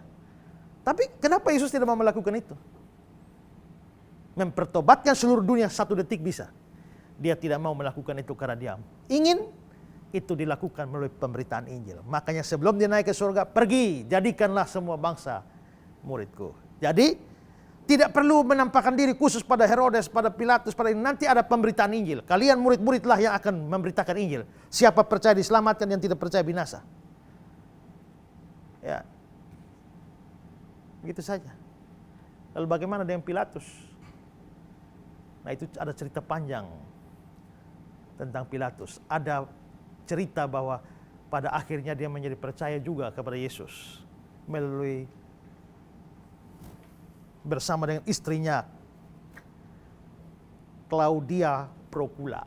Ya, kalau saudara mau tahu sejarah Herodes, si Pilatus itu bagaimana nasib dia setelah dia hukum mati Yesus, silakan baca buku saya Israel Dulu, Kini, dan Nanti. Itu saya bahas cukup panjang soal latar belakang Pilatus. Tapi ya, terlepas daripada kenapa di dalam cerita itu kenapa Pilatus itu bisa percaya? Karena dia diberitakan Injil oleh salah satu mantan anak buahnya. Siapa mantan anak buahnya? Cornelius, yang di Kisah pasal 10. Tapi itu hanya tradisi. Benar apa tidak? Tidak tahu. Tapi kalau itu benar, maka kita bisa lihat bahwa Pilatus akhirnya juga percaya kebangkitan Yesus, tapi bukan oleh Yesus langsung, tapi lewat pemberitaan Injil. Itulah sebabnya kita semua harus rajin beritakan Injil, supaya banyak orang bisa kenal Yesus. Ada lagi? Pak Esra, saya mau tanya Pak. Ya. Selama 3 hari di kuburan kan jiwa Yesus kemana ya Pak ya? Dan apa yang dilakukan? Lalu juga ada tanggapan, ada pengajaran juga bahwa selama 3 hari di kuburan itu Yesus masuk ke kerajaan maut untuk memberitakan Injil. Tanggapannya Bapak seperti apa Pak? Gini ya, yang namanya manusia, itu kan kalau kita bicara doktrin manusia itu ada 2 pandangan, trikotomi, dikotomi. Kalau pandangan trikotomi itu bilang manusia terdiri dari 3, tubuh, jiwa, roh. Ya. Berserah kepada Yesus tubuh, roh, dan jiwaku. Itu trikotomi, tubuh, jiwa, roh. Tapi ada pandangan dikotomi. Dikotomi itu manusia hanya 2 saja, tubuh dan jiwa garis miring roh. Jadi jiwa roh itu dianggap sama. Saya tidak bermaksud mengajar ini, tapi saya sendiri pemegang paham dikotomi. Bukan 3, tapi 2. Ada ayat-ayat pendukung tri, tapi ada ayat pendukung tu. Kalau dipelajari, lebih kepada dikotomi. Jadi, manusia antara tubuh dan jiwa atau roh. Ya, hanya 2. Jadi kalau Ibu Erni mati, ya tinggal 2 saja. Tubuhnya di kuburan, jiwa atau rohnya kemana? Kan gitu ya. Sama dengan Yesus kalau begitu. Yesus mati, tubuhnya jelas di kuburan, Yusuf Arimatea. Lalu jiwa atau rohnya ini kemana? Ingat, perkataan Yesus terakhir di kayu salib apa? Ya Bapa, ke dalam tanganmu kuserahkan nyawaku. Kata nyawa di situ dalam bahasa Yunani-nya pneuma, harusnya roh. Ya Bapa, ke dalam tanganmu kuserahkan rohku. Bapaknya di mana? Di surga. Kalau Yesus mati menyerahkan rohnya ke tangan Bapa, berarti rohnya di surga. Sementara tubuh di kuburan, roh ada di surga. Nah, bagaimana dengan pandangan bahwa dia pergi ke dunia orang mati? Itu pandangan yang didasarkan pada 1 Petrus 3 ayat 18 sampai 20. Coba baca ayat itu. Pertama Petrus 3 ayat 18 sampai 20. Sebab juga Kristus telah mati sekali untuk segala dosa kita, Ia yang benar untuk orang-orang yang tidak benar, supaya Ia membawa kita kepada Allah. Ia yang telah dibunuh dalam keadaannya sebagai manusia, tetapi yang telah dibangkitkan menurut roh. Dan di dalam roh itu juga Ia pergi memberitakan Injil kepada roh-roh yang di dalam penjara, yaitu kepada roh-roh mereka yang dahulu pada waktu Nuh tidak taat kepada Allah, ketika Allah tetap menanti dengan sabar waktu Nuh sedang mempersiapkan baterainya, di mana hanya sedikit, yaitu 8 orang yang diselamatkan oleh air. Nah, berdasarkan ayat ini ada orang yang mengajarkan bahwa Yesus waktu mati itu tubuhnya di kuburan, tapi rohnya sedang pergi ke alam roh sana ya, ke dunia orang mati, lalu beritakan Injil di sana. Ya, beritakan Injil di sana. Makanya muncul lagi teori lain bahwa walaupun sudah mati masih ada kemungkinan selamat. Ada second chance, kesempatan kedua, karena Yesus bisa pergi beritakan Injil di dunia orang mati. Jadi kalau Ibu Lin mati tanpa iman, ya belum tentu masuk neraka juga, karena belum langsung neraka. Kan Ibu pergi ke dunia orang mati. Nah, Yesus beritakan Injil di sana. Kalau Ibu bertobat di dunia orang mati, Ibu ke surga. Ya. Itu ajaran dunia orang matinya Andreas Samudra kan begitu. Ya, karena itulah mereka percaya bahwa kita masih bisa menginjili opa-opa, oma-oma yang sudah mati tanpa Yesus. Caranya bagaimana? Ya, misalnya omanya Preti ini percaya mati tapi tidak percaya Yesus. Ya, tapi sekarang ada di alam roh. Bagaimana caranya supaya bisa menginjili oma? Yaitu harus diminta supaya omanya masuk ke Preti. Jadi kayak kesurupan begitu ya. Nah, tahu-tahu sekarang tiba-tiba suara berubah, maka sekarang tubuhnya ini tubuhnya Preti, tapi orangnya oma. Maka langsung Ibu Rina injili sudah. Karena itu injili oma. Kalau oma terima, ya sudah, oma selamat. Itu penginjilan dunia orang mati. Salah satu dasarnya dipakai ayat ini. Tapi itu melawan Alkitab ya. Masing-masing kita akan mempertanggungjawabkan hidup kita ini tentang apa yang kita perbuat di dalam hidup ini. Sudah mati tidak ada kesempatan lagi. Ya. Karena itu kalau mau percaya sekarang, jangan tunggu almarhum atau almarhumah. Itu tidak ada kesempatan lagi. Kedua, apakah Yesus memang pernah pergi beritakan Injil? Di ayat 19, dalam roh itu juga dia pergi memberitakan Injil. Sebenarnya dalam teks asli berbahasa Yunani kata Injil tidak muncul. Ini terjemahan. Mestinya hanya bilang dalam roh itu dia pergi memberitakan kepada roh-roh. Beritakan apa? Belum tentu Injil. Maka muncul lagi penafsiran yang lain. Yesus memang pergi ke sana, tapi bukan untuk memberitakan Injil untuk pertobatan. Hanya proklamasi kabar kemenangan. Bahwa dia pergi ke dunia orang mati, kasih pengumuman, saya telah menang. Itu muncul penafsiran begitu. Tapi begini, kalau Yesus memang waktu mati bilang, ya Bapa ke dalam tanganmu kuserahkan rohku, berarti rohnya di sini, tubuhnya di sini. Lalu yang pergi ke dunia orang mati itu siapa? Tidak ada. Ya. Ada orang pernah bantah saya bilang begini, ya tapi kan Yesus maha hadir. Tidak, kita lagi bicara tentang jiwa atau roh manusianya. Jiwa atau roh manusia tidak maha hadir. Ya.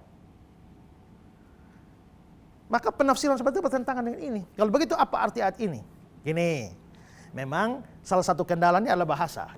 Kalau kita mempelajari teks asli Yunani, maka kata pergi memberitakan itu kan ditulis dalam bentuk aorist. Aorist itu bentuk lampau. Dulu terjadi, tapi bukan sekarang. Jadi harusnya ayat itu dibaca, di dalam roh itu juga ia dulu pergi memberitakan kepada roh-roh. Berarti Yesus memang pergi ke dunia roh itu bukan waktu dia mati, tapi dulu. Dulu kapan? Pada zaman Nuh, yaitu pada roh-roh yang pada waktu itu tidak taat. Jadi Yesus pergi beritakan Injil pada zaman Nuh. Tapi kan Yesus belum lahir. Bagaimana dia beritakan Injil zaman Nuh? Yesus belum lahir, tapi dia bukan pergi secara fisik, oleh roh. Jadi dia pergi dalam roh.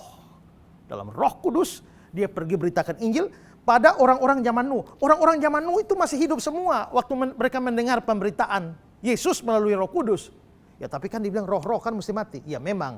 Waktu mereka dengar Injil masih hidup, tapi waktu Petrus menulis 1 Petrus mereka sudah mati. Makanya Petrus bilang roh-roh. Itu saja. Ya. Jadi tidak ada penginjilan orang mati. Sesudah mati selesai. Kalau napas masih satu-satu masih bisa. Ya. Tapi kalau sudah 0 maka selesai. Karena itu saudara-saudara ya, jangan pikir tunggulah kapan-kapan nanti sudah tua dululah baru terima Yesus lah. Jangan ambil resiko. Kenapa? Karena belum tentu kau sampai tua. Ya. Makanya saya bilang kalau kena stroke, lalu sudah miring-miring begini ya ini kayaknya sudah mau masuk lubang kubur ya sudah terima Yesus. Tapi kalau kau bukan karena stroke, tiba-tiba jalan, tiba-tiba hantam tangki, sikat kau langsung rata dengan tanah. Kapan bertobatnya, percayanya? Ya. Karena itu kalau mau percaya Yesus, percaya sekarang. Jangan tunda-tunda. Ya. Kalau sudah tunda-tunda itu namanya, saya dengar ilustrasi dari Yusuf Roni ya. Satu hari setan-setan rapat, meeting, dadakan. Bagaimana caranya membinasakan manusia, menipu manusia. Lalu setan yang satu, usul. Bagaimana kalau kita katakan pada manusia bahwa Alkitab itu omong kosong? Lalu setan yang lain sanggah, saya rasa tidak. Hampir semua orang Kristen percaya Alkitab. Kayaknya tidak relevan. Setan yang pojok bilang, usul, bagaimana kalau kita bilang Yesus itu bukan Tuhan? Setan lain bantah, tidak, rasanya mereka percaya Yesus Tuhan itu. Ya. Bagaimana kalau kita mengatakan bahwa Allah tidak ada? Oh itu lebih mustahil. Mereka semua percaya Allah itu ada. Lalu ada setan kecil di sana. Dari tadi diam saja. Ya. Dia usul bos. Ya. Mari kita katakan pada orang Kristen, Yesus itu Tuhan, betul. Alkitab itu benar. Allah itu ada. Yesus itu satu-satunya jalan keselamatan, betul. Hanya percaya Yesus selamat, ya betul. Semua betul. Tapi jangan bertobat sekarang, masih ada waktu. Itu dilempar ke floor, melihat usul saran semua diterima. Maka setan-setan pada sepakat, inilah cara yang terbaik.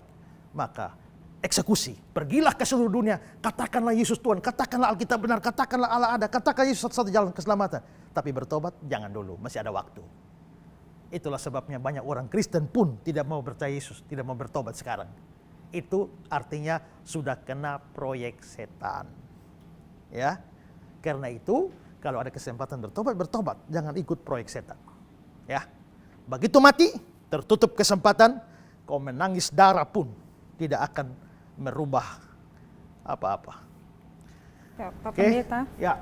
saya mau bertanya. Di dalam Yohanes pasal 10 ayat 17 dan 18 dikatakan bahwa Bapa mengasihi aku oleh karena aku memberikan nyawaku untuk menerimanya kembali. Nah, Pak Pendeta, mengapa dalam kalimat Yesus memberikan nyawa dan Allah memberikan nyawa dan menerimanya kembali itu, Yesus menghubungkan dengan kalimat Bapa mengasihi aku. Nah, apakah dalam hubungan antara Allah Tritunggal dalam melakukan perannya masing-masing diikat oleh rasa saling mengasihi, dan mengapa jarang ditemui kalimat yang sama tentang mengasihi Roh Kudus? Ya, jadi gini ya, aku memberikan nyawaku menurut kerelaanku, aku berkuasa memberikannya, aku berkuasa mengambilnya kembali. Tapi kalimat itu didahului dengan Bapa mengasihi aku, koma. Jadi sebenarnya poin dalam ayat itu bukan mau menjelaskan kuasa Yesus. Yesus tidak sedang mengatakan kuasanya untuk memberi nyawa dan mengambil nyawanya. Bukan, itu bukan poin utama. Poin utamanya adalah Allah Bapa mengasihi dia. Itu poinnya. Jadi Yesus mau mengatakan, mengapa sampai Allah Bapa itu begitu mengasihi aku? Ada alasan utama Allah Bapa mengasihi Yesus. Alasan utama karena Yesus itu anaknya dia, anak Allah. Inilah anakku yang kukasihi. Berarti alasan Bapa mengasihi Yesus itu karena Yesus itu anak Allah. Tapi ada alasan lain yang Yesus omong di sini. Alasan lain itu adalah aku memberikan nyawaku menurut kerelaanku sendiri. Tidak ada yang paksa aku berikan sendiri. Waktu aku mau mati, aku berikan nyawaku sendiri. Bangkit, aku angkat ini sendiri. Dengan kata lain, waktu Yesus mati dan bangkit, dia melakukannya dengan rela hati. Ya, tidak ada paksaan. Karena dia melakukan itu dengan rela hatilah. Dia datang ke dunia ini kan untuk menyerahkan nyawanya, menjadi tebusan. Itu tugas dari Bapa. Dengan kata lain, dalam melakukan tugasnya Bapa ini, dia rela, tidak terpaksa. Itulah sebabnya Bapa mengasihi dia. Jadi dengan kata lain, Bapa itu mengasihi orang-orang yang melakukan kehendaknya dengan rela. Kalau Ibu Lin ini beritakan Injil dengan rela hati, Bapa mengasihi Ibu Lin. Ya. Kalau suruh pelayanan kamu lakukan dengan rela hati, Bapa mengasihi kamu. Tapi kalau kamu lakukan bersungut-sungut, Bapa tidak mengasihi kamu ini. Kalau melakukan terpaksa begitu ya. Kalau Tuhan suruh tugas apa-apa, kalau lakukan dengan rela, Bapa mengasihi. Tuhan suruh, ayo Preti rajin pelayanan, bikin video segala macam, dengan rela hati Bapa mengasihi. Ya, ayo orang-orang tim Pijar TV semangat, lakukan dengan rela, Bapa mengasihi. Semua yang dilakukan dengan kerelaan tanpa paksaan, Bapa mengasihi. Kalau saya bilang saudara-saudara, ayo untuk acara Pijar TV kita butuh biaya yang banyak, mari ambil bagian donasi. Lalu ada yang lakukan, terpaksa kasih. Bapa tidak mengasihi orang seperti itu. Tapi kalau kau kasih dengan rela hati untuk pekerjaan Tuhan, Bapa mengasihi orang seperti itu. Ya, ya, jadi begitu ya. Nah, jadi kenapa kok Roh Kudus tidak masuk ya? Ya, memang karena begini. Untuk urusan penebusan ada pembagian kerja. Bapa mengutus, Bapa punya rencana keselamatan, misi. Yesus eksekutornya, datang ke dunia untuk naik salib. Nanti setelah Yesus naik bikin karya salib selesai, sudah naik ke surga, baru giliran Roh Kudus. Giliran Roh Kudus untuk menerapkan karya penebusan itu pada orang percaya. Ya. Karena itulah waktu urusan beri nyawa dan lain sebagainya, ini masih urusan Bapa dengan anak ini. Kapan Yesus setelah mati naik ke surga, lalu tugas Roh Kudus, karya Kristus itu diterapkan. Makanya kita lihat bahwa Roh Kudus itu baru muncul banyak itu setelah Yesus naik ke surga. Karyanya itu baru menonjol itu setelah karya penebusan selesai. Nah, konteksnya ini adalah misi penebusan. Maka layaklah lagi bicara cuma Bapa dan Anak. Roh Kudus belum banyak ditampilkan di sana, ya. Gitu ya. Baik, pemirsa di rumah, dari semua ini kita bisa lihat bahwa memang Yesus Tuhan kita mati dan bangkit dan itu kuat sekali. Marilah kita sungguh-sungguh percaya pada Dia karena apa? Seperti saya bilang tadi, selagi masih ada kesempatan bernapas. Jangan tunggu sudah lewat. Tidak ada penginjilan orang mati. tidak ada kasih karunia di lubang kubur. Karena itu kamu tidak tahu mati kapan. Jadi jangan ambil resiko. Segeralah putuskan terima Yesus sekarang juga. Ya, kita ada dalam seri Kristologi dan banyak hal dibukakan bagi kita. Mari setia ikut program ini, setia ikut episode demi episode supaya menambah wawasan pengertian kita seputar doktrin Kristus. Dan sekali lagi, kalau saudara mau mengirimkan donasi saudara dengan rela, saya tidak sedang meminta-minta, ya, seolah-olah kekurangan uang. Saya minta bukan untuk kepentingan pribadi saya, bukan juga untuk memperkaya orang Pijar TV. Tidak. Kita, saudara, kalau ikut pemberitaan saya, saudara tahu saya gigih beritakan firman, mengajar firman Tuhan.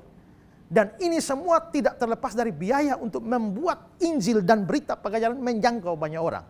Untuk itulah uang-uang saudara. Kalau saudara melihat ini dan digerakkan oleh Tuhan. Kalau tidak digerakkan oleh Tuhan atau terpaksa atau curiga, jangan berikan. Tapi kalau percaya dan dengan rela hati digerakkan oleh Tuhan, silakan berikan. Karena uang saudara akan dipakai untuk pembiayaan seluruh program ini yang memberkati banyak orang. Ada rekening di layar Anda. Silakan melakukan itu kalau Tuhan gerakkan saudara untuk itu. Juga yang punya pertanyaan, silakan kirimkan pertanyaan saudara. Butuh dukungan doa, butuh konseling, tim Pijar TV siap layani saudara. Sampai jumpa di episode-episode Kristologi yang akan datang. Terima kasih untuk perhatian saudara-saudara. Tuhan memberkati dan salam terang bagi Indonesia.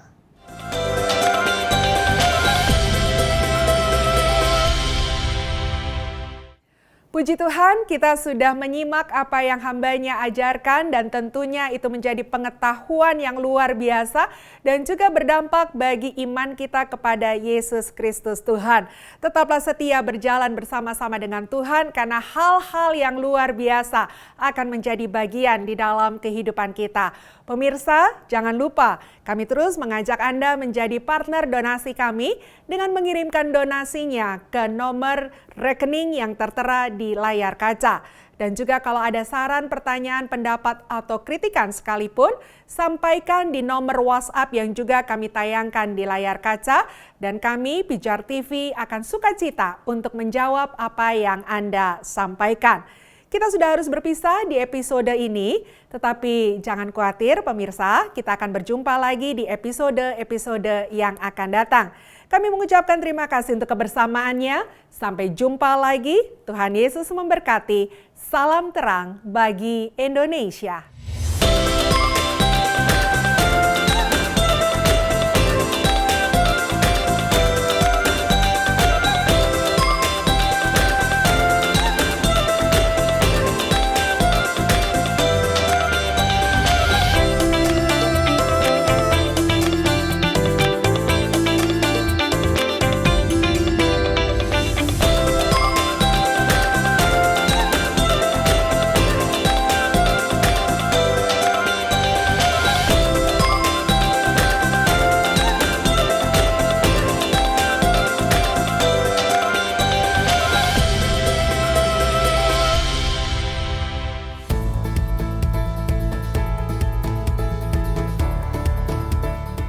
Sahabat Pijar TV, terima kasih sudah menjadi pemirsa setia program-program Pijar TV.